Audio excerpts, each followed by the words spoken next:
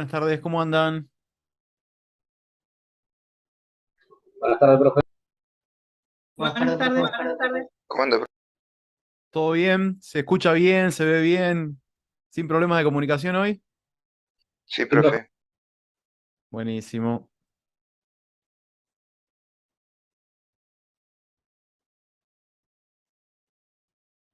Bueno, ya estamos más o menos a la mitad de concurrencia. Antes de arrancar con la clase de hoy, les quería preguntar respecto a la actividad 4. Recibieron todas las devoluciones, ¿verdad? ¿O hay alguien que no la haya visto? Yo lo ¿Todos recibí. recibieron? Bien. ¿El resto también? Sí, profe. Bueno, Sí, bien. profe. ¿Hay alguien de los presentes que haya tenido que revisar alguno de los puntos y le pedí que me la reenvíe nuevamente?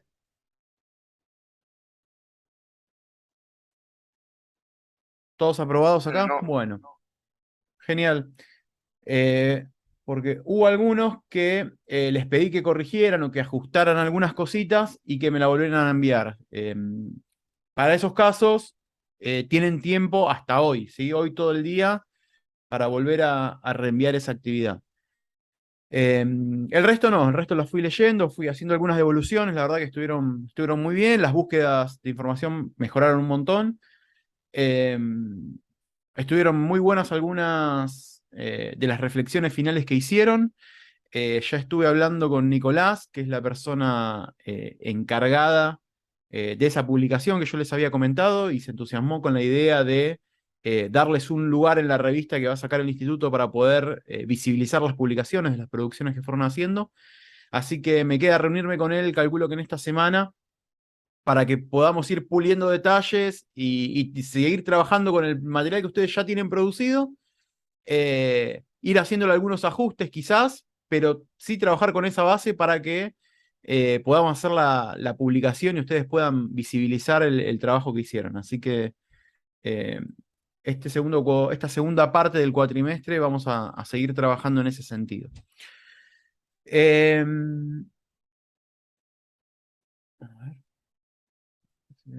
Bien. Ninguna consulta, entonces, nada que me quieran preguntar respecto de la actividad. Avanzamos con el tema de hoy. Bien, entonces, habíamos propuesto o habíamos cerrado la clase de la semana pasada eh, diciendo que lo que tenían que hacer ahora era analizar tomar alguna de esas normas locales que habíamos presentado dentro de los, como protocolos o como manuales de procedimiento, tanto del Ministerio de Justicia y Seguridad como del Ministerio de Justicia y Derechos Humanos como del Ministerio de Seguridad de la Nación, y analizarlo desde el punto de vista técnico, es decir, esa perspectiva que planteamos en la cual los protocolos nos dicen qué hacer y los manuales de procedimiento nos dicen cómo hacerlo. Y ahora los quiero ir escuchando a ustedes. Quiero que me cuenten qué norma escogieron y que me den un ejemplo de dos artículos o de dos incisos o del que hayan escogido y que me digan si explica qué hacer o explica cómo hacerlo y si se ajusta a esta regla que habíamos propuesto eh, a lo largo de la clase pasada. El que quiera arrancar, active el micrófono y me cuenta. No sean tímidos.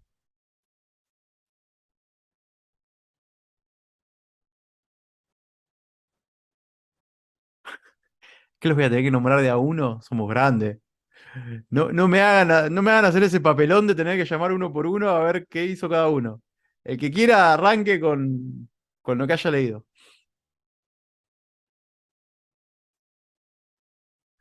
Profe, ahí yo estoy leyendo el protocolo ante femicidios. Bien, Eh, o sea, lo que indica es lo que se debe hacer, digamos, y cada vez bien, que tengamos que ingresar a un lugar del hecho, a la escena del crimen, que se visualice con perspectiva de género. bien. Eso, ¿Y bueno. tenés algún ejemplo? ¿Te acordás o tenés ahí macheteado algún artículo que diga como para leerlo y que lo podamos analizar?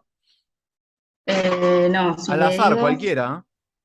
El 2 sería objetivo de la guía de la investigación.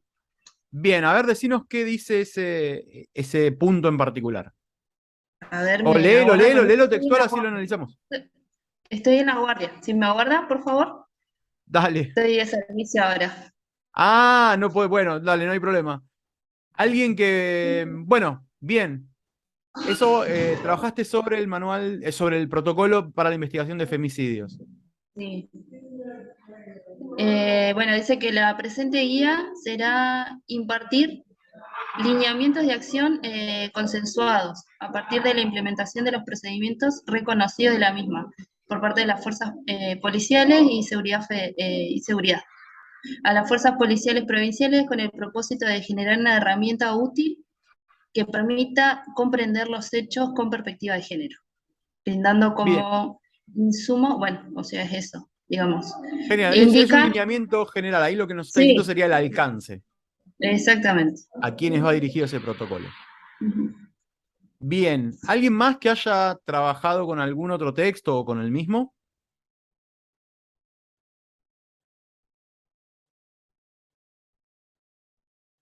De los que veo. Virginia, Sebastián. Profe, Sí. ahí yo trabajé con el protocolo de actuación para la investigación científica en el lugar del hecho. Bien, buenísimo. El del Ministerio de Justicia y Derechos Humanos, ¿verdad? Ujú, sí. Muy bien. Contanos, Y el ¿sobre qué inciso inciso, trabajaste? el 4, Bien, dice que el personal preventor deberá procurar desde el primer momento que los funcionarios policiales de los servicios sanitarios o de emergencia que deban realizar alguna de las diligencias urgentes e impostergables previstas en el artículo 3.4 o utilicen las mismas trayectorias de entrada y de salida del lugar del hecho, a través de demarcaciones o indicaciones claras tendientes a delimitar un pasillo de circulación. bien. Desde tu punto de vista, ¿vos qué pensás? ¿Que está diciendo qué hacer o está diciendo cómo hacerlo? ¿Cómo hacerlo? ¿Cómo lo debemos hacer? A los fines de resguardar En- el lugar del hecho, digamos. Yo también, lo miro desde tu mismo punto de vista. No, no nos está diciendo que tenemos que, por ejemplo, acceder al lugar por un lugar donde no contaminemos, sino que nos está diciendo por dónde. Dice, por el mismo lugar, nos está eh, proponiendo una forma de abordarlo, ¿sí? Y esto me dijiste que lo extrajiste de qué documento? Del protocolo de actuaciones para la investigación científica en el lugar del hecho. Bien, entonces fíjense cómo en este caso, este ejemplo particular que nos trae Sebastián estaría contradiciendo un poco lo que nosotros planteamos la clase pasada. ¿Se acuerdan que dijimos? Los protocolos nos dicen qué hacer, los manuales nos dicen cómo hacerlo. En este caso, lo que leyó Sebastián sería un artículo o un inciso del protocolo que en vez de decirnos qué hacer, nos está diciendo cómo lo tenemos que hacer. ¿Sí? Tendríamos una contradicción con esa premisa que marcamos la semana pasada. Muy bien, Sebastián. A ver, ahí estamos. ¿Alguien más que haya leído o que tenga ahí a mano como para leer otro de los artículos de algún documento?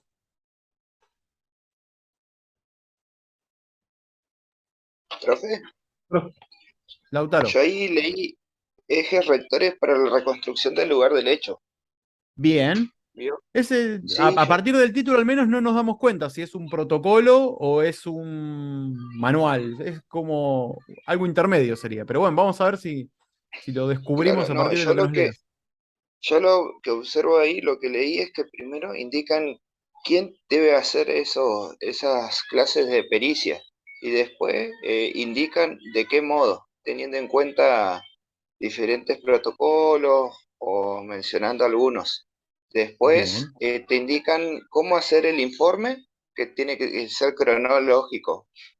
Y Ujú. siempre también te indican que debe estar presente personal del Poder Judicial al momento de realizar las pericias, todo Bien, eso. entonces tiene una parte que un poco es lo que nos contaba Mara, es decir, una introducción que nos dice, bueno, estos ejes rectores van dirigidos a tal público, para que lo ponga en práctica determinada fuerza o determinada institución. Claro. Y después es como bastante amplio por lo que vos nos contás. Habla de cómo informarlo, cómo llevarlo a cabo, cómo escribirlo, quiénes tienen que estar presentes. ¿Y lo tenés a mano ahí el documento? Lo tengo en el celu, pero Ah, dígame, pero lo se te leo. va a complicar entonces. No, sino para No, no, hacer esto, dígame. para hacer este ejercicio de leer un artículo y que todos podamos ver si nos dice qué hacerlo, qué hacer o cómo hacerlo. Suponga, está dividido por parte, ¿vio? Ujú. Suponga, los títulos el eje rector uno es seleccionar a los participantes calificados como especialistas, que son la policía, suponga, intervenimos nosotros, los peritos deben ser profesionales, no puede ir cualquier efectivo. Después el Bien, eje rector 2 te indica reunir la mayor cantidad de información sobre el hecho delictivo de los expedientes judiciales en forma previa, o sea, deben estar las pruebas, juntar los elementos para, rehacer- para, para tener ahí me olvidé la palabra, la reconstrucción. Después acordar la intervención del Poder Judicial, bien, Bio debe participar en la reconstrucción. Después dice recuperar el resguardo físico y psíquico de todas las personas convocadas a partir de la reconstrucción del hecho. Después bien. el eje rector 5 asumir un compromiso de genuina independencia e imparcialidad. Y después la confección de un informe que ahí indica cómo debe ser. Bien. Es- no sé qué opinión tienen ustedes. O, a ver, empecemos por vos, que nos trajiste este documento a la mesa. ¿A vos qué te parece? ¿Qué opinás? ¿Que te está diciendo más qué hacer o más bien cómo hacerlo? Para mí es más que nada las dos, porque primero te indica qué hacer, a quién debe intervenir, a quién debemos recurrir Ujú. para hacer ese tipo de pruebas y después cómo hacerlo. Ahí indica dentro del documento teniendo el principio de legalidad, cómo debe ser el informe, qué no debe faltar. Es verdad. Sí, sí, sí, yo coincido. Yo le veo más matices de lo mismo, de que me están diciendo cómo debo hacer tal cosa, que no se enfocan tanto en cuál es el resultado al que tengo que llegar, sino en que me están diciendo cuál es la forma en la que tengo que desempeñar determinada reconstrucción, en este caso. Claro, Que ya van a ver que nosotros hoy cuando hablemos, hoy el tema que vamos a tratar es este de reconstrucción de la escena del crimen o reconstrucción de hechos criminales. Y lo vamos a abordar desde una perspectiva un poquito distinta a la que plantean esos ejes rectores, ¿sí? Porque no sé si escucharon o le prestaron atención que recién lo que leía Lautaro hablaba referencia a convocar a personas al lugar del hecho, a tomar toda la información necesaria del expediente judicial. Eh, ese tipo de, lo que le llaman, o ese tipo de diligencia, la cual están llamando reconstrucción, involucra testigos e involucra información subjetiva, si se quiere, que es la que nosotros van a ver que hoy vamos a dejar un poquito de lado en esta acepción de la reconstrucción que yo les propongo para esta clase. Muy bien, Lautaro. ¿Alguien más que tenga alguno, que haya trabajado sobre algún documento y nos pueda aportar algo más? Profe, yo trabajé con el protocolo de actuación para la investigación científica en el lugar del hecho, el mismo Protocolo, bien. que el oficial Olave, pero elegí otro punto. Yo me había basado en la delimitación de las zonas en el lugar del hecho. Dale, a ver, Ahí, contanos o léenos cuál fue el punto que le. Si lo tenés ahí a mano, léenos ese punto y lo sí, analizamos. el punto 8.1 y 8.2. El Bien. 8.1 dice, el coordinador en función de lo constatado durante la inspección ocular establecida en el artículo 7.8, porque habla de la inspección, podrá mantener o disponer la modificación, ampliación o reducción del perímetro de seguridad. Después el 8.2 dice, luego de ello, el coordinador procederá a delimitar la zona crítica con la implementación de cintas, cuerdas, conos, biombos, gazebos o cualquier otro material que resulte adecuado para demarcar el área. Por ahí yo, o sea, como que noté las dos partes, qué hacer y cómo hacer. Pero en el 1.8.2, en el punto 8.2, el coordinador, bueno, como que le dice los elementos que tiene que utilizar, cómo hacerlo, a través de la cinta, de las cuerdas, de los conos, de los biombos. Por eso como que se Completamente. asemeja más a lo cómo debo hacerlo. Es un ejemplo clarísimo, en el cual nos dice que el coordinador tiene la potestad, si considera necesario, de ampliar ese perímetro inicial, y después nos nombra un montón de elementos que nos están diciendo cómo hacerlo. Y volvemos a lo mismo. Vos trabajaste con el protocolo federal, el protocolo de preservación. ¿Sí? ¿Digo bien? El protocolo, bien. Sí, profe. Entonces, fíjense, tenemos otro ejemplo que se estaría contradiciendo con esa máxima que nosotros planteamos. Un protocolo que me está diciendo cómo debo hacer las cosas en lugar de qué es lo que tengo que hacer. Si lo pensáramos bajo esa lógica que yo les proponía, ese punto del protocolo debería estar redactado de una forma más general, como por ejemplo, el coordinador limitará o ampliará la zona de intervención de la forma en que lo considere necesario. Y listo, y lo finaliza. Sin embargo, acá va más allá y nos dice de qué manera, utilizando conos o... Es decir, no se enfoca en el resultado, que es ampliar la zona para preservar la evidencia o las potenciales evidencias que podría hacer, sino que va más allá y nos dice cómo hacerlo. ¿Sí? Entonces, acá es donde se presta esta confusión de conceptos. Y se acuerdan que yo les decía que no es fácil armar un protocolo, que no es sencillo, no es que nos juntamos 4 y de esos 4 nos ponemos de acuerdo y armamos un protocolo.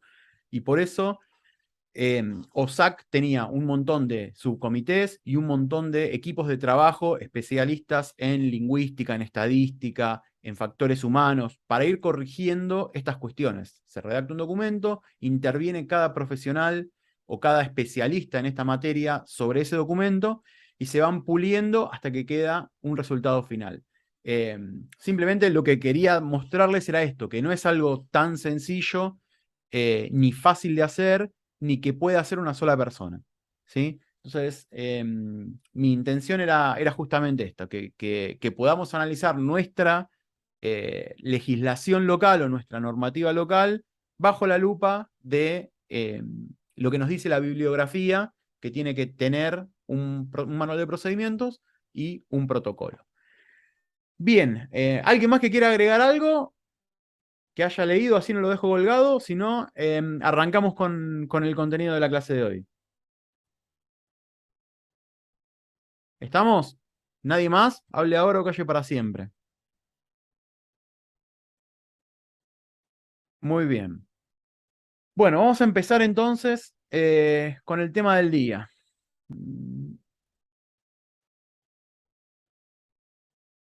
A ver si pueden ver la pantalla.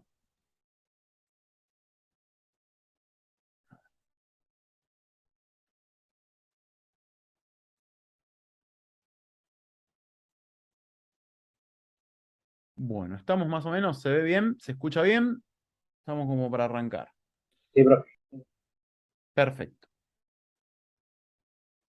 Bueno, como les adelanté hace un ratito, la idea para la clase de hoy es tratar, vamos a hablar de la escena del crimen y hablar de lo que es el análisis y la reconstrucción de esta escena. Como ya van a ver, son dos acciones separadas, dos diligencias vinculadas una con la otra, pero que sirven para distintos objetivos. Entonces, a lo largo de esta clase, vamos a diferenciar las tareas de procesamiento y de reconstrucción de una escena del crimen, como recién les conté. Vamos a conocer cuáles son los principios que subyacen a la reconstrucción de un evento criminal, cuál es esa teoría que hay por debajo de la reconstrucción, en la que se sostiene la reconstrucción de un evento criminal. Vamos a reconocer los alcances y las limitaciones que tienen estas reconstrucciones. Esto me interesa que les quede, ¿sí? ¿Qué podemos hacer y hasta dónde podemos hacer?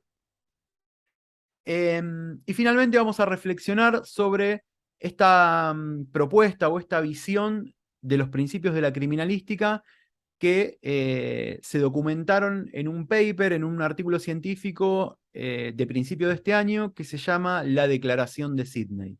Probablemente en alguna otra materia ya habrán hablado o ya habrán estudiado esos famosos principios de la criminalística, el principio de intercambio, el principio de correspondencia de características, el principio de probabilidad, etcétera, etcétera.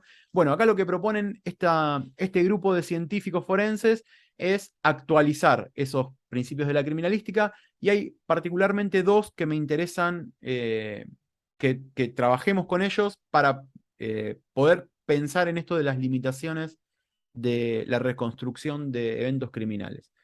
Entonces la idea es que para el final de la clase podamos comprender qué es finalmente la reconstrucción de un hecho criminal, qué es esa reconstrucción del hecho, que puedan reconocer cuáles son los elementos necesarios para realizar esta reconstrucción, como también los alcances y las limitaciones. Y esto es algo en lo que me interesa hacer hincapié y lo vamos a charlar durante toda la clase.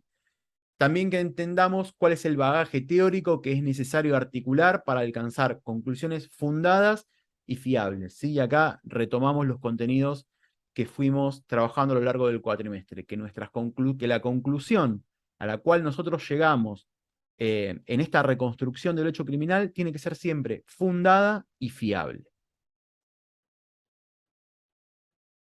La bibliografía sobre la que vamos a trabajar, o de la que yo extraje el material para trabajar hoy, es, en primer lugar, este libro de Ross Garner y Tom Bevel, que es Análisis y reconstrucción práctica de la escena del crimen, y este artículo que yo les comenté también, que es la Declaración de Sydney, que fue publicada en enero de este año en la revista Forensic Science International.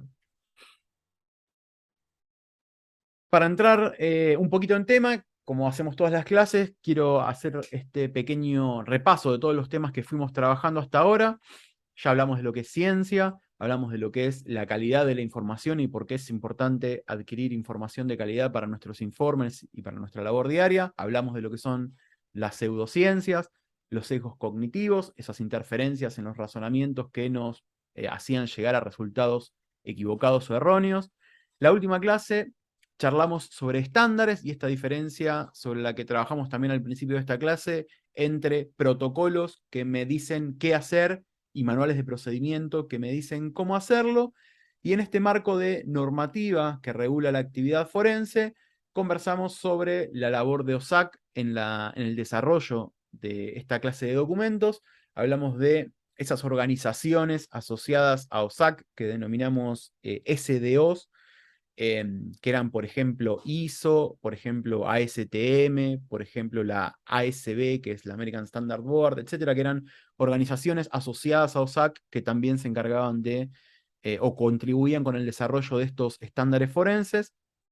Y también hicimos un recorrido por la normativa que teníamos a nivel local, con protocolos, manuales de procedimiento, ejes rectores, etcétera. Entonces, bien, para arrancar con lo que es escena del crimen, lo primero que tenemos que hacer es diferenciar entre dos tipos de tareas que podemos hacer, o dos clases de información distinta que podemos extraer a partir de la escena del crimen. Por un lado vamos a hablar de las tareas de procesamiento o del procesamiento, ¿sí? Esto es lo que se realiza en el primer abordaje a la escena del crimen, al lugar del hecho, y tiene estos 6 pasos principales que les menciono acá. En primer lugar, es la acción de evaluar, es decir, llega el grupo pericial al lugar del hecho y lo que hace es evaluar qué clase de escena se encuentra, cuáles son las características de esa escena. Va a observar cuáles son los elementos que hay dentro de esa escena, va a documentar, ya sea fotográficamente, en el acta, etc. Va a buscar evidencias asociadas a ese hecho en particular que se está investigando, va a recolectar esos indicios materiales y luego va a hacer un análisis de la escena, siempre un análisis preliminar. Tengan en cuenta que no es mi intención enfocarnos en este procesamiento criminalístico de la escena del crimen desde el punto de vista de lo que ya van a ver como primer abordaje, que es decir, esto de la detección, la fijación, la recolección de indicios, sino que simplemente me interesa que podamos diferenciar ese primer abordaje de lo que vamos a trabajar hoy, que es la reconstrucción, ¿sí? Entonces, en esta primera instancia deberían o se cumplen estos 6 pasos y el objetivo principal es recolectar, obtener toda la información posible a partir de indicios materiales que estén presentes en ese presunto hecho delictivo que estamos investigando, ¿sí? O sea que el objetivo del procesamiento es extraer indicios materiales o información de esos indicios materiales. Y por otro lado separado tenemos esta acción de reconstrucción. ¿A qué me refiero con reconstrucción? Bueno, si ustedes, lo primero que se nos viene a la mente cuando hablamos de reconstrucción es esto que está muy de moda dentro de la criminalística, es poner muñecos 3D que hacen tal cosa y que me muestran cómo fue el hecho. Bueno, en realidad esto no es una reconstrucción, ¿sí? Esto podrá ser la manera de ilustrar mi conclusión, podrá ser la manera de graficar una determinada acción que siempre hay que tenerla como lo que es una ilustración. Yo estoy dibujando qué es lo que a mí me parece, pero en realidad lo importante y el núcleo de la reconstrucción no es el dibujito final, sino es cómo yo llegué a las conclusiones, ¿sí? Lo importante no es si yo hago un dibujito lindo, que también va a tener un grado de importancia, pero va a ser la cáscara del producto que yo generé a partir de mi aplicación del conocimiento científico a la interpretación de la evidencia, ¿sí? Lo que quiero que ustedes entiendan es que reconstrucción no implica hacer una animación o hacer un dibujo o hacer un 3D o ilustrarlo, sino que esa ilustración es la parte final de un proceso de razonamiento que está vinculado a el estudio de evidencia y a la aplicación de los conocimientos técnicos científicos sobre esa evidencia, ¿sí? Una vez que yo tengo ese conocimiento generado, después veré de qué manera lo ilustro o no. Pero esta clase de elementos no son más que la cáscara que debería envolver a este producto cognitivo, a este producto, a esta producción, producto del razonamiento, a este resultado del razonamiento técnico-científico. Retomando entonces lo que es el procesamiento inicial y este objetivo que yo les decía que es recolectar información, tenemos que hacer hincapié sobre esto, o me interesa hacer hincapié sobre estos 4 puntos. Primero, que el procesamiento es una tarea clave en toda investigación criminal. ¿Por qué es clave? Porque es el momento en el que se extrae la información. Si yo no la extraigo en ese momento, mucha de esa información la voy a perder, ¿sí? Entonces, si yo no tengo una buena primera intervención, ya estoy condicionando todo lo que pueda venir después. Porque todo lo que no recolecté en un primer momento puede que se pierda o lo arriesgo a que se pierda. Por eso siempre es bueno, no quita que después no se puedan hacer segundas inspecciones, ¿sí? Pero ya una segunda inspección no es como la primera, porque yo al momento de intervenir, de llegar a la escena y empezar a recolectar evidencias, necesariamente la tengo que modificar esa escena, ¿sí? Pues yo no voy volando o levitando, marcando los elementos y recolectándolos. Entonces, a partir de que yo intervengo en esa escena, la estoy modificando. Y cualquier interpretación o cualquier recolección que yo haga en una segunda intervención, ya la voy a hacer sobre una escena modificada. Entonces, el primer abordaje de la escena es vital para cualquier investigación criminal que se esté desarrollando o que se esté por desarrollar. En segundo lugar, es que el perito debe tener formación criminalística para reconocer potenciales evidencias. ¿Qué quiero decir con esto? Bueno, que el espíritu crítico que tenga ese perito es vital, es fundamental, porque esa persona que está interviniendo la escena tiene que poder reconocer qué es evidencia de lo que no es evidencia. Si no, ¿qué pasa? Si el perito no tiene ese espíritu crítico y esa capacidad de entender para qué se está llevando cada uno de esos elementos o por qué un elemento es evidencia y otro no lo es, termina convirtiéndose en un recolector de cosas. Entonces, llego yo a un departamento en el cual se produjo un robo, si yo no tengo idea, o no tengo experiencia, o no tengo formación, ¿qué hago? Me termino llevando 10.000 millones de cosas adentro de un departamento porque creo que todo puede ser evidencia. O al revés, o evidencia o elementos que pueden convertirse en pruebas fuertes en el caso que se está gestando, las dejo de lado y no las recolecto. Entonces, es vital que ese perito que está interviniendo, que está realizando este primer procesamiento de la escena del crimen, tenga formación criminalística y comprenda cuáles son los alcances de cada uno de los elementos que está considerando evidencia y que también sepa dejar de lado aquellos que no lo son. Eso está relacionado con este tercer punto, en diferenciar qué es evidencia y qué no lo es. Y por Profe, último, el reconocer... Sí, pero entonces ahí va a depender mucho de la calidad del perito o de la formación que muchísimo. haya tenido.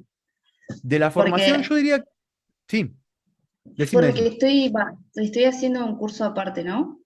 Sí, Del de operador. Y cuando fui a la práctica, me dijeron, cuando vos vayas a la escena, es mejor levantar de más a no levantar de menos, o que cuestionen, por ejemplo, el que por qué vos no levantaste tal evidencia. Por eso, entonces bueno. en este caso se contradice, porque usted me está Vamos a hacer un diciendo que el parate ahí. perito, Vamos a analizar eso porque es un punto sumamente interesante. El problema radica en que acá lo importante es que el perito tenga formación y esté seguro de lo que está haciendo. O sea, el perito tiene que saber lo que levanta, por qué lo levanta, y lo que no levanta, por qué no lo levanta.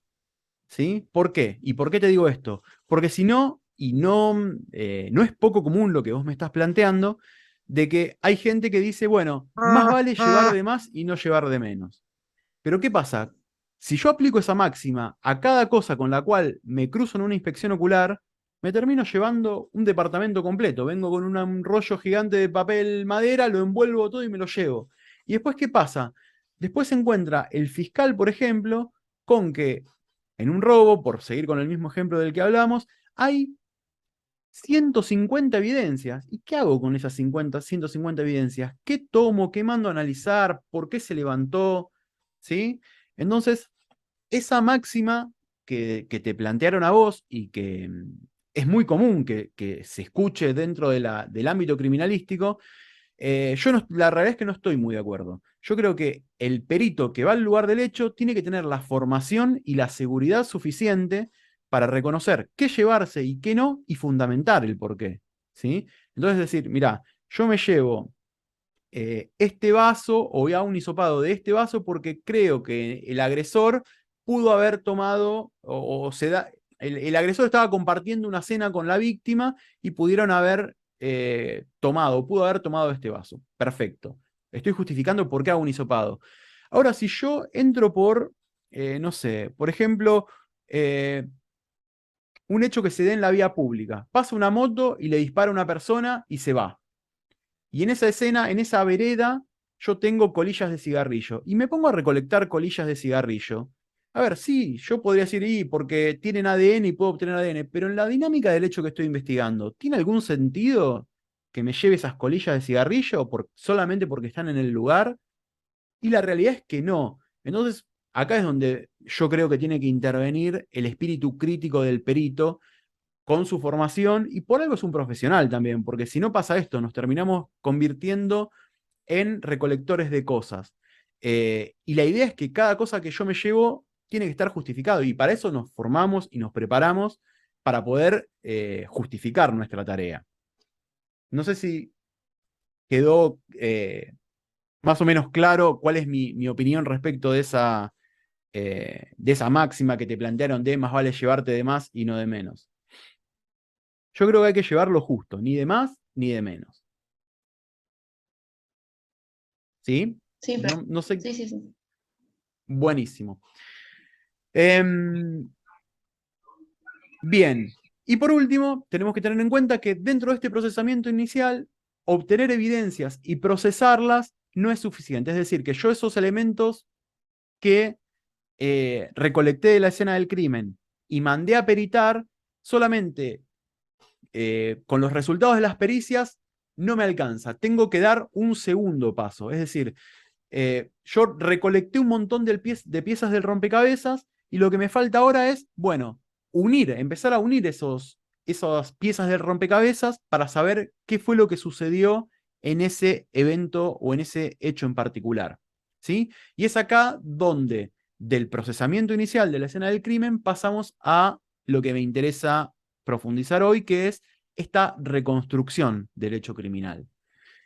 Bueno, entonces, como recién decíamos, esta sería la primera etapa, esto del procesamiento inicial, para obtener evidencias y procesarlas. Pero esto no es suficiente, sino que lo que vamos a necesitar hacer es encajar esas piezas del rompecabezas. La reconstrucción del lugar del hecho o la reconstrucción de eventos criminales parte de esta premisa que dice, nada simplemente pasa, ¿sí? Siempre, para todo lo que nosotros observamos, hay una relación causa y efecto. Si yo veo una ventana rota, esa ventana rota no es que se rompió por sí sola, sino que algo sucedió para que esa ventana se rompiera. O se golpeó, o le tiraron una piedra, o algo pasó. Y ese principio básico, o esta regla fundamental, es la que nos permite a nosotros, a partir de la observación de indicios materiales, tratar de reconstruir qué fue lo que produjo ese efecto que nosotros estamos viendo. O sea, esta sería como la premisa básica y más general de la reconstrucción de eventos criminales. Entonces, el objetivo que tiene esta reconstrucción de eventos es formar una teoría de lo sucedido. Es decir, imagínense, no solamente con la información que nosotros recolectamos inmediatamente en el lugar del hecho, ¿sí? Sino que también con el procesamiento de esos indicios, lo que vamos a tener es un panorama completo de qué indicios había y qué información extraje a partir de esos indicios, ¿sí?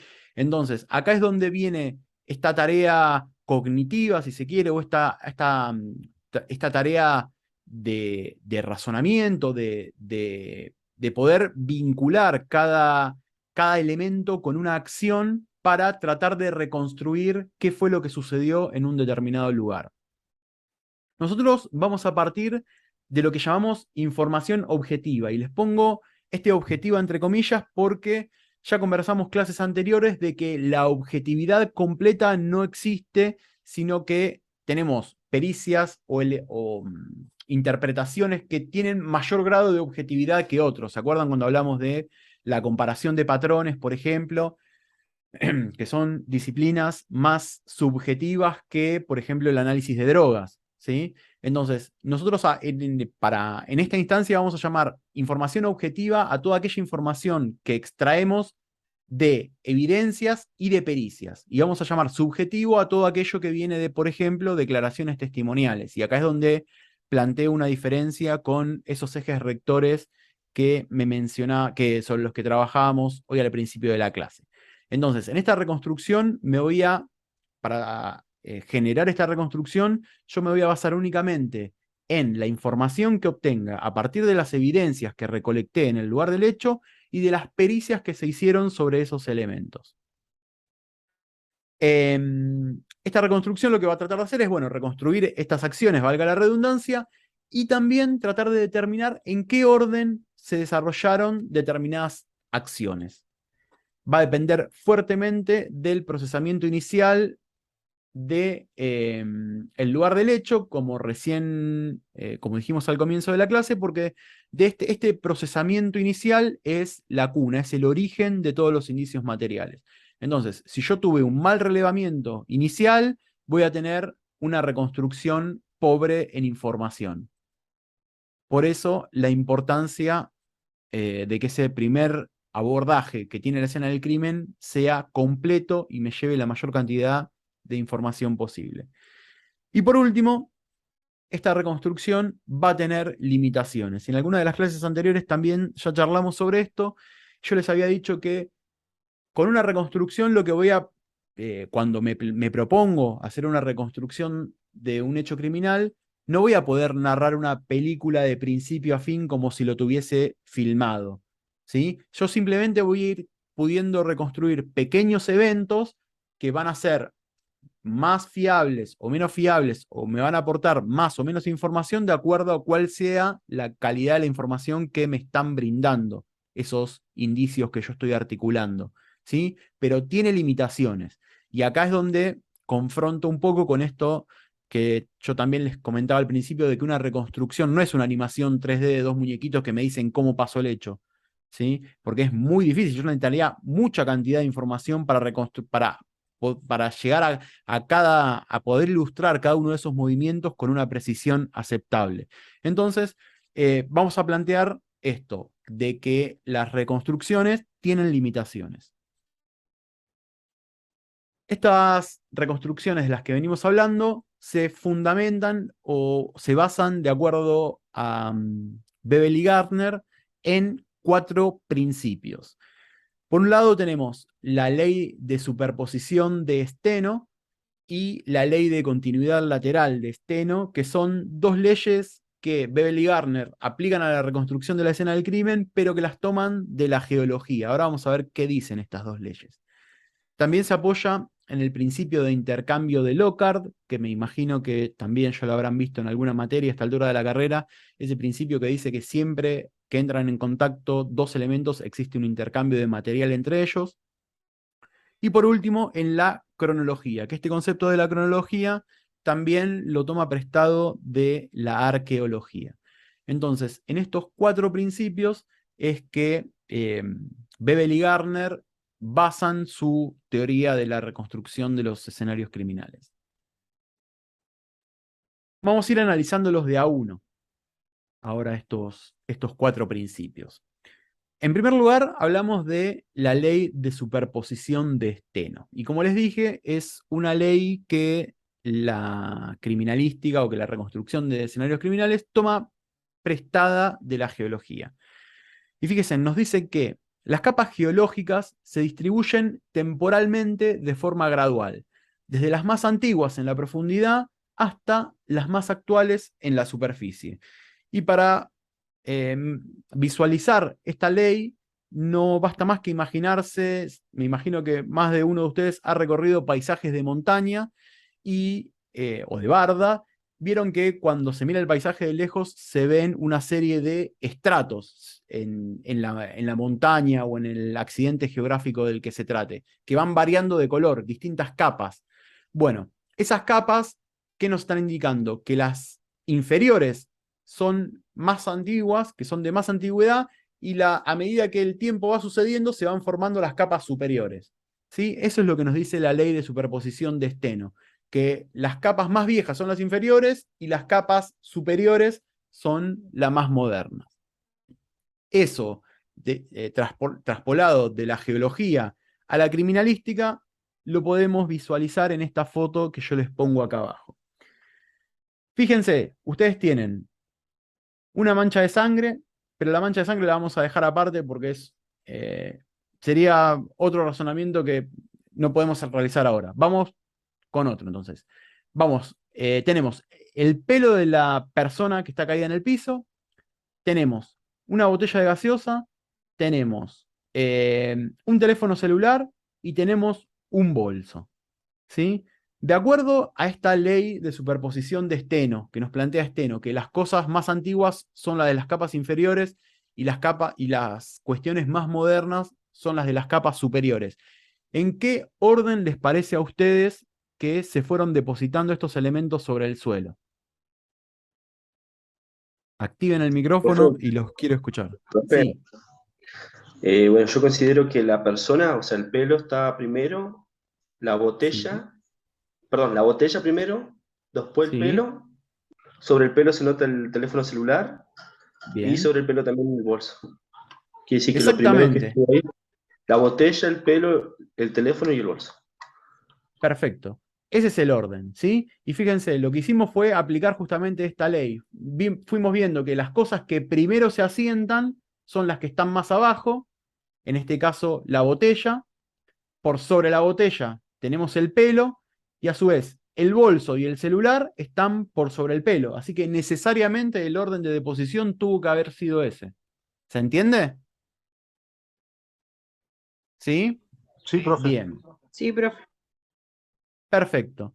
Entonces, este es uno de los principios que plantean Bebel y Gardner como fundamentales para comprender esto de la reconstrucción.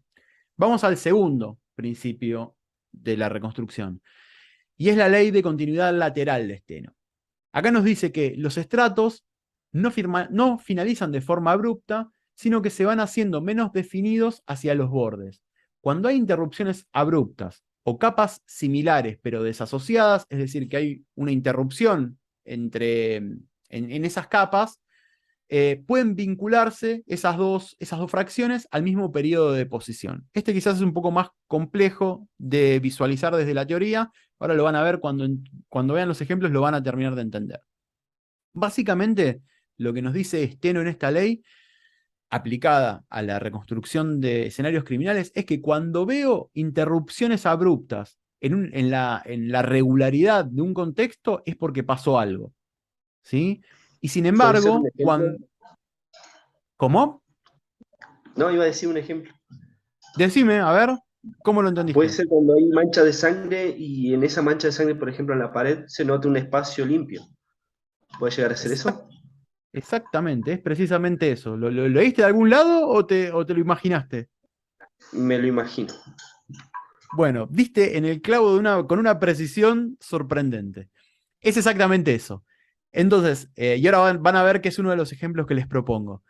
Bueno, por un lado es esto, que cuando yo veo una interrupción abrupta en la regularidad de un contexto, quiere decir que pasó algo, es que algo interrumpió esa continuidad. Y por otro lado, cuando yo no veo interrupciones en esa regularidad, me sirve también para descartar posibles acciones. ¿Sí? Y ahora vamos al ejemplo. Uno es el que nos mencionaba recién, no llegué a ver tu nombre porque no me apareció tu cara. ¿Quién era que nos decía recién? Jaime. Muñoz, sí. Buenísimo. Es el ejemplo que nos proponía Jaime. Y fíjense, tenemos la regularidad de un patrón de salpicaduras de manchas de sangre sobre una pared y acá vemos que algo lo interrumpió. ¿Sí? Entonces, en esa regularidad que es el patrón, yo puedo inferir que había algo que impidió que se manchara la pared en este sector. Es decir, esa regularidad de la que nos habla Steno está cortada. Por otro lado, fíjense, otro ejemplo podrían ser estas huellas sobre la arena. Estas huellas me están cortando la regularidad que tiene la superficie de la arena. Es decir, yo puedo inferir que hubo algo que modificó esta regularidad y que fue una persona caminando. ¿Sí? Y ahora lo que quiero mostrarles es un ejemplo de un hecho real. Y quiero que observen detalladamente esta imagen y me digan qué ven. Y dónde se nota, si notan algún tipo de ruptura en la regularidad.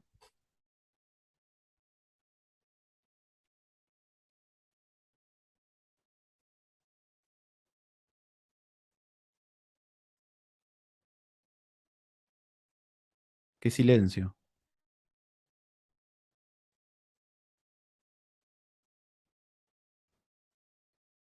Arriesguen.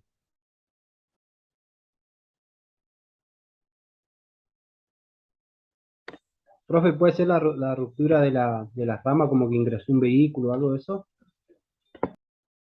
¿Por dónde? A ver. Algo de ramas hay. Vamos con una foto de más cerca.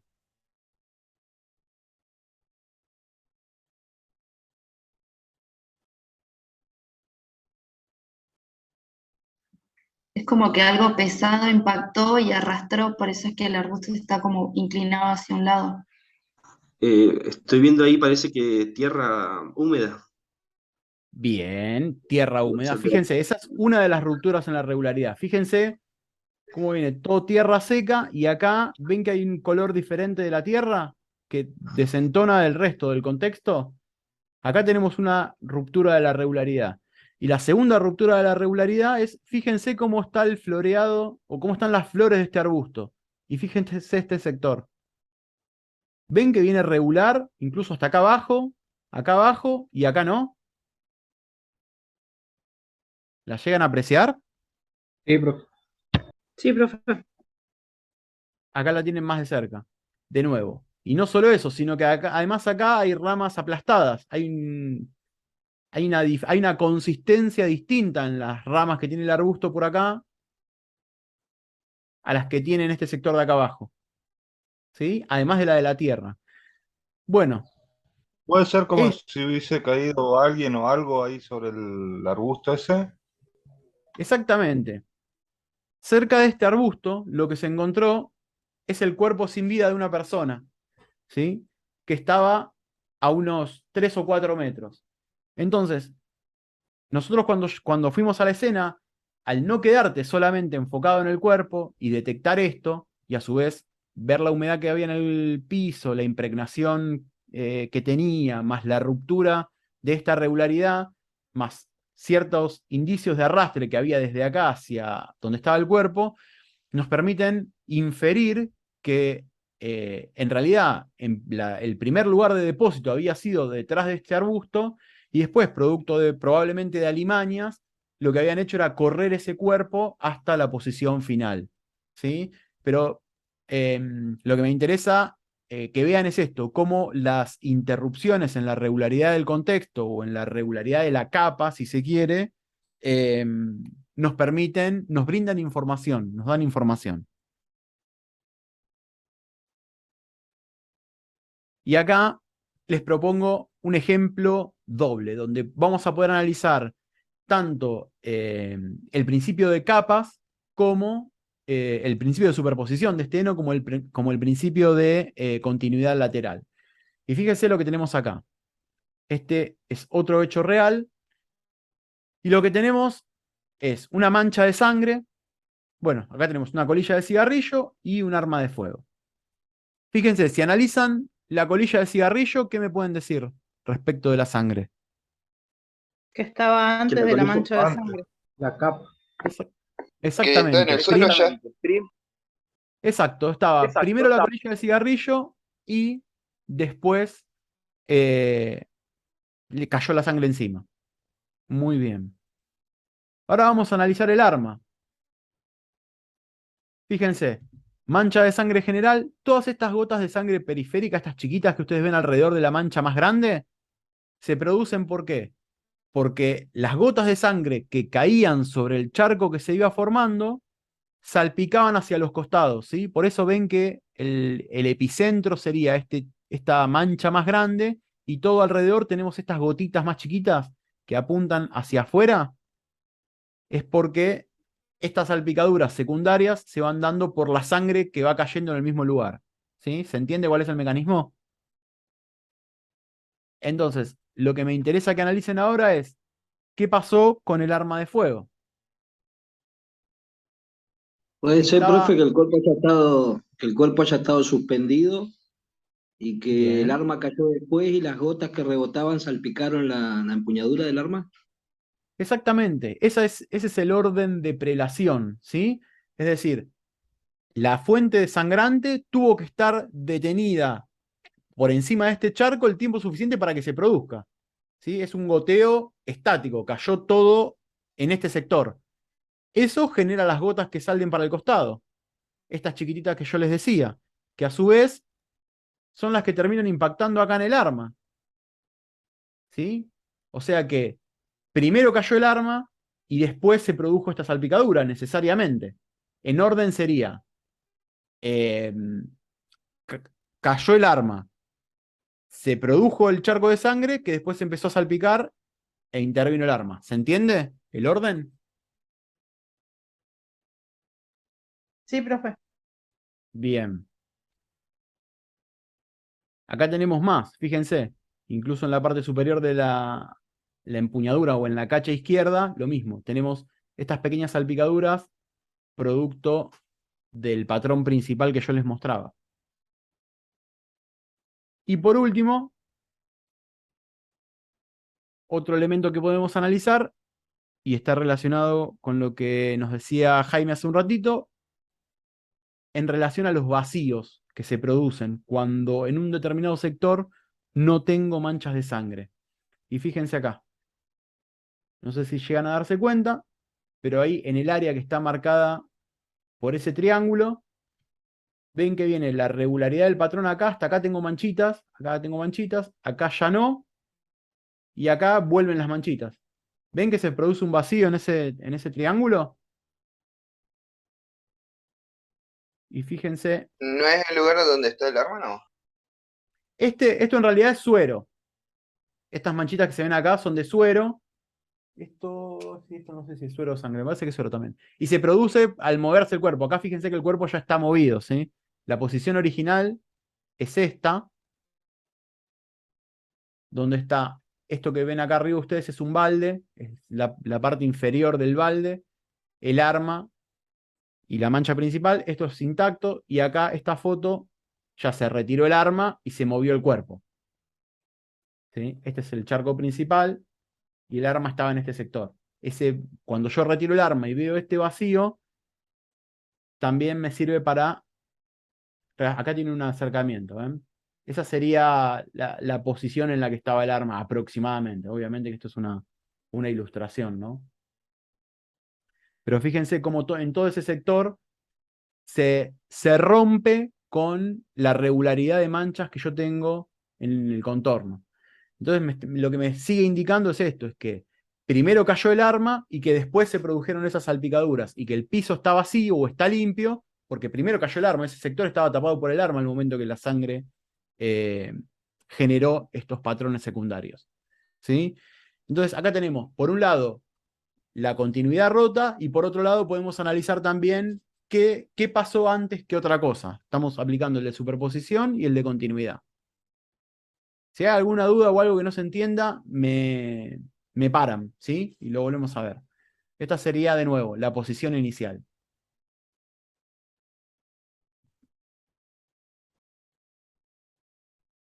Bien. El tercer principio, que yo les mencionaba que es uno de los más conocidos y que probablemente ya hayan trabajado con él en alguna otra materia, es el principio de intercambio de Locard. ¿Qué nos dice este principio de intercambio? Bueno, nos dice que cuando dos elementos entran en contacto, existe una transferencia de material entre ambos. Es decir, esta transferencia, este material así explicado en forma genérica, puede ser desde algo tan chiquito como células con contenido genético, o, no sé, pintura, o cabellos, o lo que a ustedes se les ocurre, o residuos de pólvora. Es decir, siempre que entran dos elementos en contacto, existe una transferencia de materiales de uno a otro. Y a nosotros nos interesa la aplicación de esta máxima o de este principio porque vamos a estudiar las transferencias que haya entre el lugar del hecho y la víctima y el lugar del hecho y el victimario y el lugar del hecho, y entre víctima y victimario respectivamente. O sea, siempre que estos tres elementos, estos tres actores intervengan, va a haber un intercambio de materiales entre ellos y ese intercambio de materiales es el que nosotros vamos a estudiar y nos van a poder brindar información para poder realizar esta reconstrucción a la que aspiramos.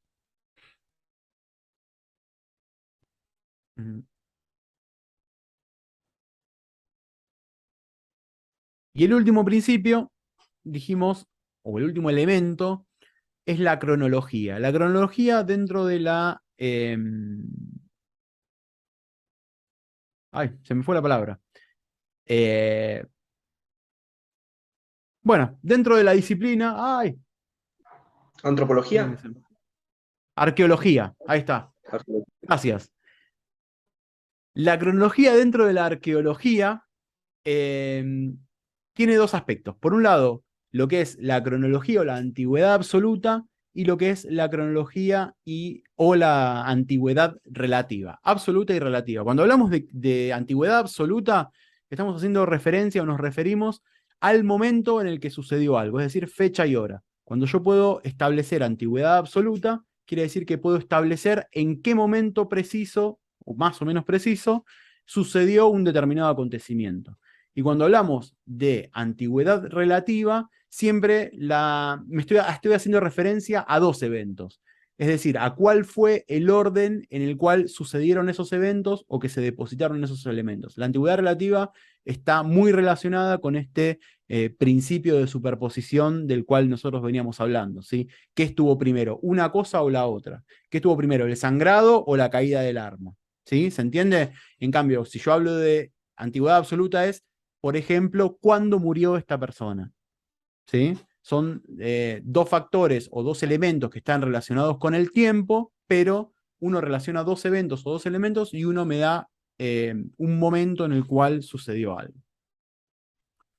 Entonces, bien, estos serían los cuatro ejes, los cuatro principios rectores en los cuales, ya les digo, estos dos autores, Bebel y Gardner, asientan su teoría de la reconstrucción del lugar del hecho, de la escena del crimen. Y otra cosa que yo les había mencionado también al principio de la clase era esto de la declaración de Sidney y estos principios que este grupo de científicos proponía para renovar o ayornar los alcances de la ciencia forense. Este paper fue publicado por el Journal Forensic Science International. Los científicos forenses que lo refrendan, que lo firman, son estos que ustedes ven acá abajo, este grupo. Acá tienen cada uno de sus currículums. Y fíjense, es la declaración de Sidney reviendo la esencia de las ciencias forenses a través de sus principios fundamentales. Hacen un planteo que tiene algunas cosas interesantes y todo se resume a actualizar o a proponer estos 7 principios o 7 principios, así se refieren dentro del documento que redactaron. Me interesa que los repasemos. Si bien vamos a hacer hincapié principalmente en el cuarto y en el quinto, vamos a leer lo que dicen estos 7. Y fíjense, en primer lugar nos dice que la actividad y la presencia producen huellas que son vectores fundamentales de información. Esto tiene amplia relación con lo que recién veíamos del principio de intercambio, ¿sí? Cualquier actividad o cualquier presencia en un lugar produce un intercambio de trazas o de huellas, y esos elementos, esas huellas, esas trazas son vectores de información, esos son elementos que contienen información. En segundo lugar, nos dice que la investigación de la escena es un esfuerzo científico y de diagnóstico que requiere experiencia científica. Acá haciendo hincapié en la experiencia, lo plantean en el sentido que yo les decía, en esto de formarse el espíritu crítico. Si yo no tengo experiencia para saber qué buscar y qué no buscar, por más que yo tenga la mejor formación del mundo, si no tengo esta experiencia de campo, es muy probable que no pueda llevar a cabo este primer abordaje de forma eficiente. En tercer lugar, nos dice que el tercer principio, que la ciencia forense se basa en casos y depende del conocimiento científico, la metodología de la investigación y el razonamiento lógico. Estos elementos, estos 3 elementos, conocimiento científico, metodología de investigación y razonamiento lógico, tienen que estar articulados todo el tiempo, ¿sí? Y es parte de lo que venimos trabajando a lo largo de esta materia. En cuarto lugar, y acá sí presten especial atención, fíjense lo que dice. Dice que la ciencia forense es una evaluación de los hallazgos en contexto, debido a la asimetría de tiempo. Es decir, yo evalúo qué es lo que hallazgo en un contexto determinado, ¿sí? Y que siempre voy a tener una asimetría de tiempo, es decir, que yo estoy evaluando eventos del pasado. Estoy tratando de poder establecer qué fue lo que pasó en base al análisis de determinada evidencia física, de esos hallazgos, ¿sí? Pero que siempre va a existir esta asimetría de tiempo. Hoy voy a estar analizando cosas para tratar de saber qué pasó hace un tiempo atrás. Y en quinto lugar, nos dice que la ciencia forense se ocupa de un continuo de incertidumbres. Es decir, este principio ya nos está diciendo que, miren, las ciencias forenses lidian con incertidumbres. Son pocas las veces que vamos a tener certezas. La mayoría del tiempo, y por eso es que no podemos hacer una reconstrucción como si fuese una película. No, no, no. Fíjense, porque la reconstrucción que ustedes hagan, acá no está planteándolo específicamente desde el punto de vista de la reconstrucción, sino desde la ciencia forense en general, pero nos está diciendo que vamos a lidiar con incertidumbres, ¿sí? El punto o el principio número 6 nos dice que la ciencia forense tiene propósitos y contribuciones multidimensionales. Esto apunta a que la ciencia forense sirve tanto como para guiar una investigación, como para estudiar la evolución del crimen en determinada área, como para generar pruebas en un debate, es decir, por eso habla de las múltiples dimensiones. Y el principio número 7 nos dice que los hallazgos de la ciencia forense adquieren el significado en contexto, ¿sí? Es decir, que una vaina servida en un lugar por sí misma no me dice nada. Ahora, si yo analizo en qué lugar, qué más había en esa escena, con qué otros elementos se relaciona, le puedo dar una interpretación a esa evidencia, a esa vaina servida como ejemplo que recién poníamos. Pero esa vaina por sí sola no me dice nada. Siempre es necesario analizar en qué contexto se encuentran esos indicios. Y ahora sí,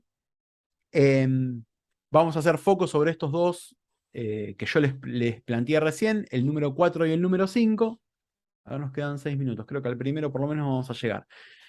Esta es una traducción que hice del principio número 4 y vamos a analizarlo un poquito más en detalle. Fíjense, nos dice el principio número 4 que en muchos casos la calidad del rastro que resulta de una actividad es tal que es incompleto, imperfecto y o degradado por el paso del tiempo. Es decir, yo no siempre encuentro la mancha de sangre en una condición óptima, un rastro papilar en una condición óptima, sino que a veces encuentro parciales, o el elemento está incompleto, o es imperfecto, o está degradado.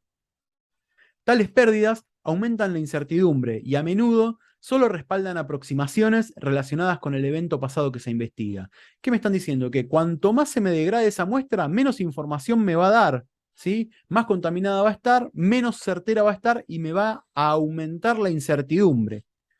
Y que solamente voy a poder reconstruir aproximaciones relacionadas con ese evento. La verdad básica permanece en el pasado y es en gran parte inaccesible. Y esto que yo les decía, hay cosas de ese evento que yo no lo puedo graficar o ilustrar como una película. No, yo voy a ir pudiendo reconstruir pequeños flashes, ¿sí? La ciencia forense solo se puede utilizar para construir un modelo que sea descriptivo de un escenario dado, explicado por lo que se observa. Es decir, a partir de lo que veo, puedo lograr o puedo dar una explicación de cuál es mi interpretación de esos indicios. Por lo tanto, el contexto es esencial.